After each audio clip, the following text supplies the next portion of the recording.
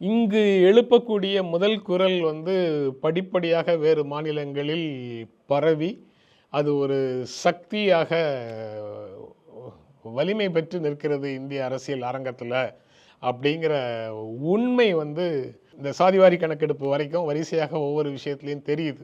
தொகுதி மறுசீரமைப்பு உட்பட எல்லா பிரச்சனைகளும் கண்ணு முன்னாடி பெரும் பிரச்சனைகளாக மிக குறுகிய காலத்தில் வரப்போகுது.